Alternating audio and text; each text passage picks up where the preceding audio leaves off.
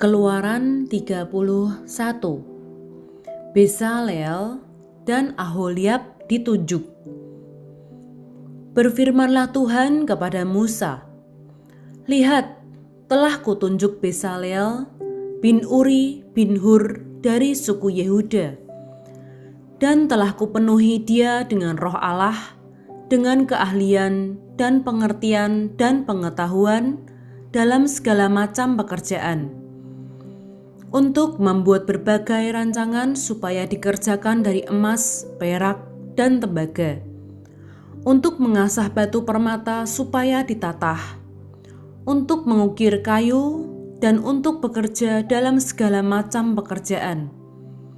Juga aku telah menetapkan di sampingnya Aholiab bin Ahisamak dari suku Dan. Dalam hati setiap orang ahli telah kuberikan keahlian. Haruslah mereka membuat segala apa yang telah kuperintahkan kepadamu: kemah pertemuan, tabut untuk hukum, tutup pendamaian yang terletak di atasnya, dan segala perabotan kemah itu, yakni meja dengan perkakasnya, kandil dari emas murni dengan segala perkakasnya, mezbah pembakaran ukupan, mezbah korban bakaran dengan segala perkakasnya, bejana pembasuhan dengan alasnya, pakaian jabatan, baik pakaian kudus kepunyaan Imam Harun maupun pakaian anak-anaknya untuk memegang jabatan imam, minyak urapan dan ukupan dari wangi-wangian untuk tempat kudus, tepat seperti yang telah kuperintahkan kepadamu. Haruslah mereka membuat semuanya. Peringatan untuk menguduskan hari Sabat. Berfirmanlah Tuhan kepada Musa, "Katakanlah kepada orang Israel demikian, akan tetapi hari-hari Sabatku harus kamu pelihara, sebab itulah peringatan antara aku dan kamu turun-temurun, sehingga kamu mengetahui bahwa akulah Tuhan yang menguduskan kamu. Haruslah kamu pelihara hari Sabat, sebab itulah hari kudus bagimu. Siapa yang melanggar kekudusan hari Sabat itu, pastilah ia dihukum mati. Sebab setiap orang yang melakukan pekerjaan pada hari itu, orang itu harus dilenyapkan dari antara bangsanya. 6 hari lamanya boleh dilakukan pekerjaan, tetapi pada hari yang ketujuh haruslah ada Sabat, hari perhentian penuh, hari kudus bagi Tuhan. Setiap orang yang melakukan pekerjaan pada hari Sabat, pastilah ia dihukum mati. Maka haruslah orang Israel memelihara hari Sabat dengan merayakan Sabat turun-temurun menjadi perjanjian kekal antara aku dan orang Israel. Maka inilah suatu peringatan untuk selama-lamanya. Sebab 6 hari lamanya Tuhan menjadikan langit dan bumi, dan pada hari yang ketujuh ia berhenti bekerja untuk beristirahat." Musa menerima kedua loh hukum. Dan Tuhan memberikan kepada Musa, setelah ia selesai berbicara dengan dia di Gunung Sinai, kedua loh hukum Allah, loh batu yang ditulisi oleh jari Allah.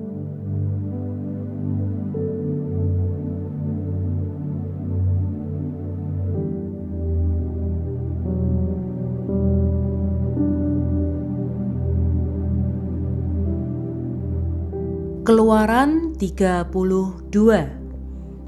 Anak lembu emas.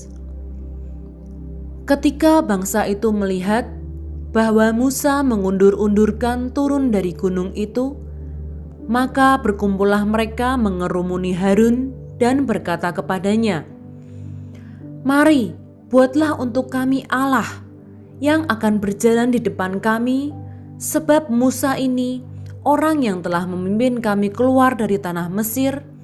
Kami tidak tahu apa yang telah terjadi dengan dia." Lalu berkatalah Harun kepada mereka, "Tanggalkanlah anting-anting emas yang ada pada telinga istrimu, anakmu laki-laki dan perempuan, dan bawalah semuanya kepadaku." Lalu seluruh bangsa itu menanggalkan anting-anting emas yang ada pada telinga mereka dan membawanya kepada Harun. Diterimanya itu dari tangan mereka, dibentuknya dengan pahat, dan dibuatnyalah daripadanya anak lembu tuangan. Kemudian berkatalah mereka, "Hai Israel, inilah Allahmu yang telah menuntun engkau keluar dari tanah Mesir." Ketika Harun melihat itu, didirikannya mezbah di depan anak lembu itu. Berserulah Harun, katanya, "Besok hari raya bagi Tuhan." Dan keesokan harinya, pagi-pagi, maka mereka mempersembahkan korban bakaran dan korban keselamatan. Sesudah itu duduklah bangsa itu untuk makan dan minum, kemudian bangunlah mereka dan bersukaria. Berfirmanlah Tuhan kepada Musa, "Pergilah, turunlah, sebab bangsamu yang kau pimpin keluar dari tanah Mesir telah rusak lakunya." Segera juga mereka menyimpang dari jalan yang kuperintahkan kepada mereka. Mereka telah membuat anak lembu tuangan, dan kepadanya mereka sujud menyembah dan mempersembahkan korban sambil berkata, "Hai Israel, inilah Allahmu yang telah menuntun engkau keluar dari tanah Mesir." Lagi firman Tuhan kepada Musa, "Telah kulihat bangsa ini, dan sesungguhnya mereka adalah suatu bangsa yang tegar tengkuk. Oleh sebab itu, biarkanlah aku supaya murkaku bangkit terhadap mereka, dan aku akan membinasakan mereka. Tetapi engkau akan kubuat menjadi bangsa yang besar." Lalu Musa mencoba melunakkan hati Tuhan Allahnya dengan berkata, "Mengapakah Tuhan murkamu bangkit terhadap umatmu yang telah kau bawa keluar dari tanah Mesir dengan kekuatan yang besar dan dengan tangan yang kuat? Mengapakah orang Mesir akan berkata, 'Dia membawa mereka keluar dengan maksud menimpakan malapetaka kepada mereka dan membunuh mereka di gunung dan membinasakannya dari muka bumi?' Berbaliklah dari murkamu yang bernyala-nyala itu dan menyesallah karena malapetaka yang hendak kau datangkan kepada umatmu. Ingatlah kepada Abraham, Ishak, dan Israel, hamba-hambamu itu, sebab kepada mereka engkau telah bersumpah demi dirimu sendiri dengan berfirman kepada mereka, 'Aku akan membuat keturunanmu sebanyak bintang di langit. Dan seluruh negeri yang telah kujanjikan ini akan kuberikan kepada keturunanmu supaya dimilikinya untuk selama-lamanya.' Dan menyesallah Tuhan karena malapetaka yang dirancangkannya atas umatnya. Setelah itu berpalinglah Musa, lalu turun dari gunung dengan kedua loh hukum Allah dalam tangannya. Loh-loh yang bertulis pada kedua sisinya bertulis sebelah menyebelah. Kedua loh itu ialah pekerjaan Allah, dan tulisan itu ialah tulisan Allah, ditukik pada loh-loh itu. Ketika Yosua mendengar suara bangsa itu bersorak, berkatalah ia kepada Musa, "Ada bunyi sorak peperangan kedengaran di perkemahan." Tetapi jawab Musa, "Bukan bunyi nyanyian kemenangan, bukan bunyi nyanyian kekalahan, bunyi orang menyanyi berbalas-balasan, itulah yang kudengar." Dan ketika ia dekat ke perkemahan itu dan melihat anak lembu dan melihat orang menari-nari, maka bangkitlah amarah Musa. Dilemparkannyalah kedua loh itu dari tangannya dan dipecahkannya pada kaki gunung itu. Sesudah itu diambilnyalah anak lembu yang dibuat mereka itu, dibakarnya dengan api dan digilingnya sampai halus, kemudian ditaburkannya ke atas air dan disuruhnya minum oleh orang Israel. Lalu berkatalah Musa kepada Harun, "Apakah yang dilakukan bangsa ini kepadamu, sehingga engkau mendatangkan dosa yang sebesar itu kepada mereka?" Tetapi jawab Harun, "Janganlah bangkit amarah tuanku. Engkau sendiri tahu bahwa bangsa ini jahat semata-mata. Mereka berkata kepadaku, 'Buatlah untuk kami Allah yang akan berjalan di depan kami, sebab Musa ini orang yang telah memimpin kami keluar dari tanah Mesir. Kami tidak tahu apa yang telah terjadi dengan dia.' Lalu aku berkata kepada mereka, 'Siapa yang empunya emas haruslah menanggalkannya.' Mereka memberikannya kepadaku, dan aku melemparkannya ke dalam api, dan keluarlah anak lembu ini." Ketika Musa melihat bahwa bangsa itu seperti kuda terlepas dari kandang, sebab Harun telah melepaskannya sampai menjadi buah cemooh bagi lawan mereka, maka berdirilah Musa di pintu gerbang perkemahan itu serta berkata, "Siapa yang memihak kepada Tuhan, datanglah kepadaku." Lalu berkumpullah kepadanya seluruh Bani Lewi.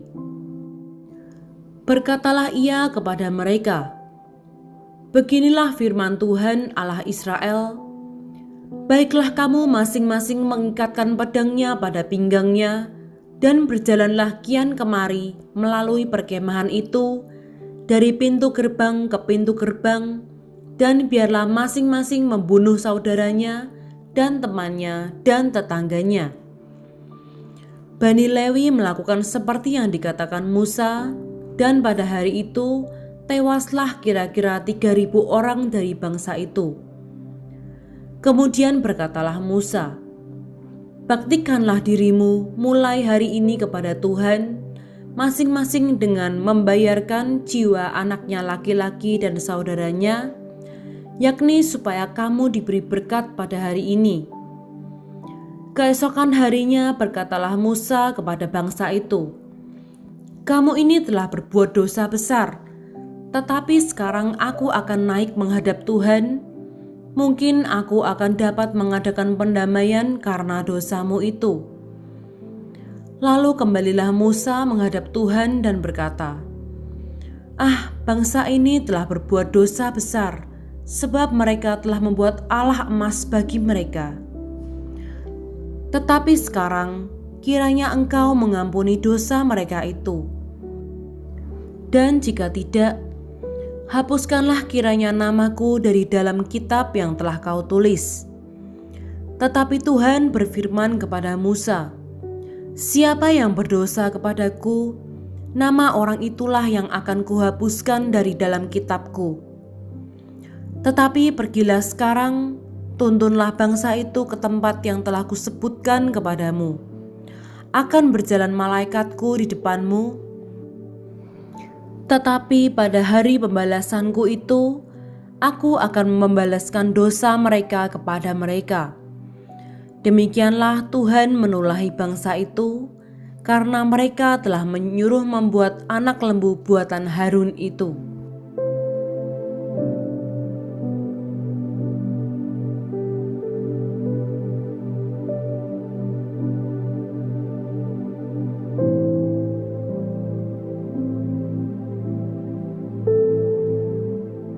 Keluaran 33. Musa meminta penyertaan Tuhan di gurun. Berfirmanlah Tuhan kepada Musa, "Pergilah, berjalanlah dari sini, engkau dan bangsa itu yang telah kau pimpin keluar dari tanah Mesir, ke negeri yang telah kujanjikan dengan sumpah kepada Abraham, Ishak, dan Yakub. Demikian, kepada keturunanmu lah akan kuberikan negeri itu. Aku akan mengutus seorang malaikat berjalan di depanmu dan akan menghalau orang Kanaan, orang Amori, orang Het, orang Feris, orang Hewi, dan orang Yebus, yakni ke suatu negeri yang berlimpah-limpah susu dan madu, sebab aku tidak akan berjalan di tengah-tengahmu, karena engkau ini bangsa yang tegar tengkuk, supaya aku jangan membinasakan engkau di jalan.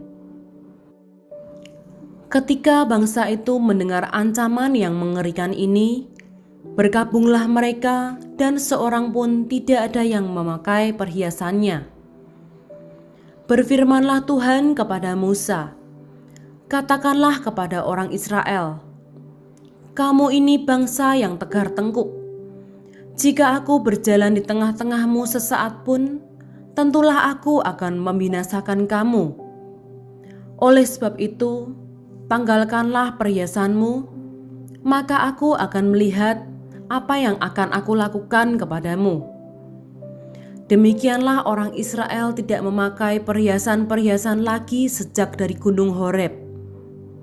Sesudah itu Musa mengambil kemah dan membentangkannya di luar perkemahan, jauh dari perkemahan, dan menamainya Kemah Pertemuan. Setiap orang yang mencari Tuhan, keluarlah ia pergi ke kemah pertemuan yang di luar perkemahan. Apabila Musa keluar pergi ke kemah itu, bangunlah seluruh bangsa itu dan berdirilah mereka masing-masing di pintu kemahnya, dan mereka mengikuti Musa dengan matanya sampai ia masuk ke dalam kemah. Apabila Musa masuk ke dalam kemah itu, turunlah tiang awan dan berhenti di pintu kemah, dan berbicaralah Tuhan dengan Musa di sana. Setelah seluruh bangsa itu melihat bahwa tiang awan berhenti di pintu kemah, maka mereka bangun dan sujud menyembah masing-masing di pintu kemahnya. Dan Tuhan berbicara kepada Musa dengan berhadapan muka seperti seorang berbicara kepada temannya. Kemudian kembalilah ia ke perkemahan. Tetapi abdinya, Yosua bin Nun, seorang yang masih muda, tidaklah meninggalkan kemah itu. Lalu berkatalah Musa kepada Tuhan, "Memang engkau berfirman kepadaku, suruhlah bangsa ini berangkat, tetapi engkau tidak memberitahukan kepadaku, siapa yang akan kau utus bersama-sama dengan aku. Namun demikian, engkau berfirman, aku mengenal namamu, dan juga engkau mendapat kasih karunia di hadapanku. Maka sekarang, jika aku kiranya mendapat kasih karunia di hadapanmu, beritahukanlah kiranya jalanmu kepadaku, sehingga aku mengenal engkau, supaya aku tetap mendapat kasih karunia di hadapanmu. Ingatlah bahwa bangsa ini umatmu." Lalu ia berfirman, "Aku sendiri hendak membimbing engkau dan memberikan ketentraman kepadamu."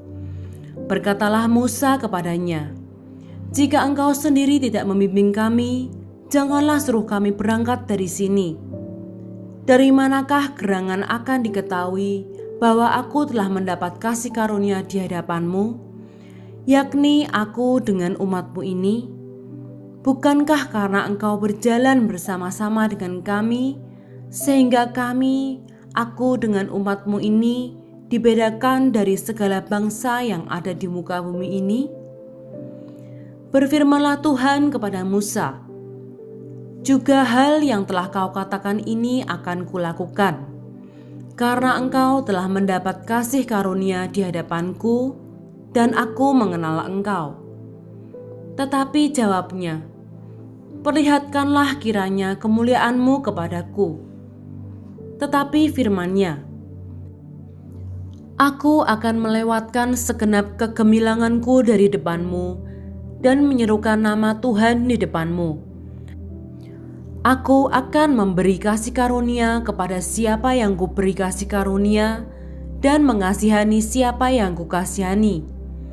Lagi firman-Nya, "Engkau tidak tahan memandang wajahku, sebab tidak ada orang yang memandang aku dapat hidup." Berfirmanlah Tuhan, "Ada suatu tempat dekatku di mana engkau dapat berdiri di atas gunung batu. Apabila kemuliaanku lewat, maka aku akan menempatkan engkau dalam lekuk gunung itu, dan aku akan menudungi engkau dengan tanganku sampai aku berjalan lewat. Kemudian aku akan menarik tanganku, dan engkau akan melihat belakangku, tetapi wajahku tidak akan kelihatan.